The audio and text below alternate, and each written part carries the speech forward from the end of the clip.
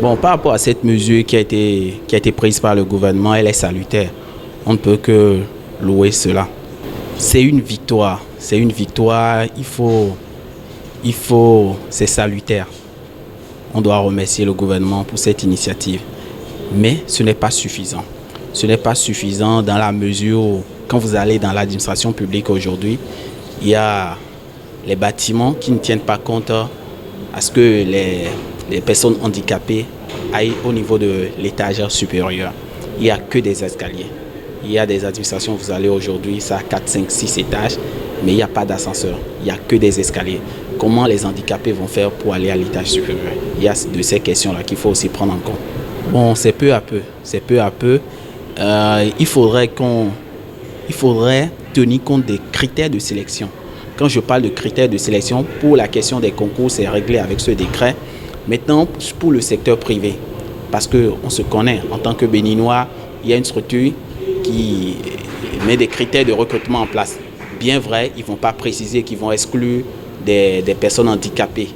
Mais durant l'analyse, vous vous rendez compte que la personne handicapée a plus de capacité, a plus d'expérience, est mieux outillé que celui qui a été recruté. Il a juste été discriminé. Donc il faudrait que les critères de sélection à la base au niveau des secteurs privés soient très clairs et qu'ils signent une charte. Les gens du privé doivent signer une charte. Vous comprenez, ils doivent signer une charte qui décrit clairement qu'ils vont respecter cette mesure et qui veilleront à ce que le droit des handicapés dans les entreprises privées soit respecté. Quand je dis ça, je fais un clin d'œil au patronat, à la CONEB, la Confédération des organisations de patrons, le patronat également, la CNP. Je fais un clin d'œil à eux pour qu'ils mettent en place une telle mesure, un tel document, une charte pour que les employeurs et les responsables d'emploi puissent signer entre eux.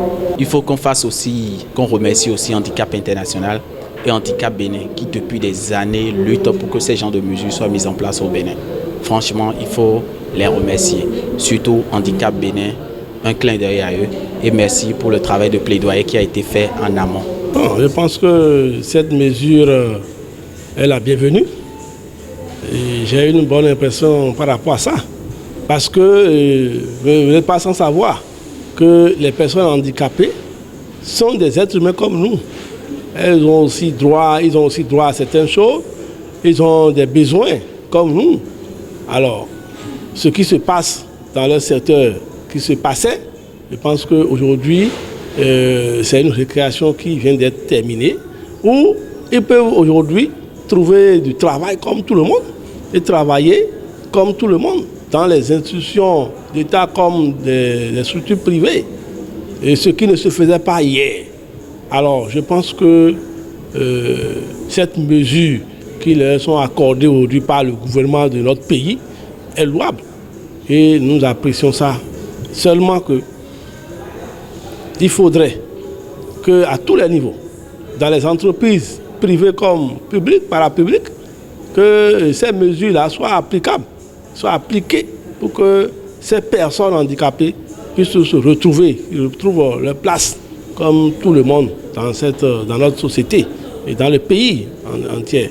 Et qu'on ne fasse pas une pierre de figure pour dire que nous avons déjà embauché et qui travaillent déjà et qu'on ne les traite pas comme les autres. Qu'ils puissent bénéficier effectivement, d'accord, de leurs prestations, ce qu'ils ont droit. Dans tout pays comme le nôtre, les mesures ne sont pas tout le temps suffisantes. Il faut tout le temps améliorer.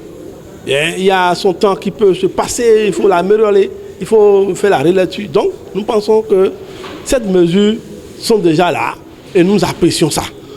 Et s'il y a d'autres qui peuvent encore améliorer davantage leurs conditions, je pense que c'est la bienvenue. Oui. Et donc, je vais demander à leurs associations, les associations qui défendent, qui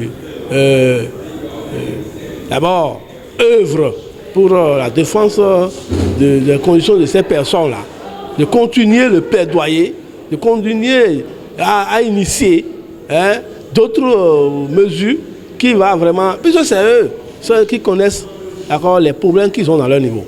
Alors, s'il y a autre chose qui peut vraiment faire avantage à leur situation, à leurs conditions, je pense que c'est la bienvenue. Et nous sommes prêts à les accompagner aussi en tant que citoyens. Vous voyez, voilà. C'est des frères à nous, des sœurs à nous. Nous sommes tous des Béninois, des êtres humains. Et dans chaque pays ou dans chaque famille, ça n'en manque pas. Vous voyez.